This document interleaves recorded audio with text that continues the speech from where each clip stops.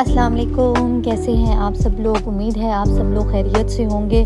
तो मैंने सोचा है कि आज बच्चों को बाहर ले जाते हैं क्योंकि इनका थोड़ा सा मूड जो है ना वो ठीक हो जाएगा, और साथ ईद के कपड़ों की शॉपिंग भी कर लेंगे, और हसनैन को हॉस्पिटल भी लेके जाना था।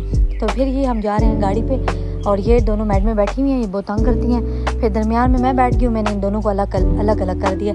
एक शीशा देख रही थी और दूसरी जो है ना वो मोबाइल देख रही थी, और ये जो तीसरी है ना, ये जो गाड़ी के पिछले शीशा होता है ना उस पर जो है ना वो नज़ारे करी थी, क्योंकि ये भी जो है ना बहुत तंग करती है, इसकी तबीयत थोड़ी ख़राब थी। तो फिर हम पहुंच गए हैं खाना खाने वाली जगह पे।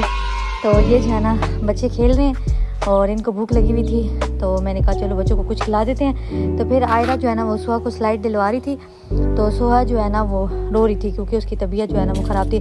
फिर मैंने इनको उधर बुला लिया, मैंने कहा चलो आओ टेबल पे बैठो, क्योंकि ये लोग तंग करी थी और ये लोग ना खेल रही थी ना आराम से बैठती थी।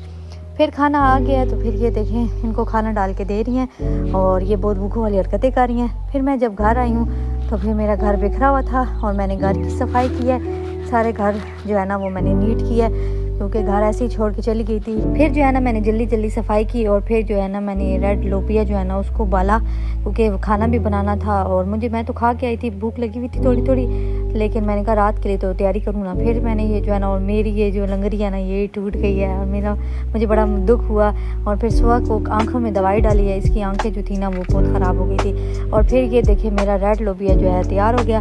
फिर मैं फ्रिज बंद करके गई थी क्योंकि मैंने फ्रिज धोनी थी, तो आप मेरी फ्रिज की हालत देख रहे हैं कितना ख़राब है। तो फिर ये जो है ना मैंने सारा फ्रिज अपना जो है ना वो रगड़ के इसको साफ़ किया, क्योंकि जब से आया ना फ्रिज, ऊपर वाला खाना जो था ना वो मैंने धोया ही नहीं था बिल्कुल, और नीचे वाला जो है ना वो मैं फिर भी 6-7 दफ़ा धो चुकी हूँ। ऊपर वाला बिल्कुल भी नहीं धोया था क्योंकि गोश्त से जो है ना वो मुझे ब्रेक ही नहीं मिलती थी।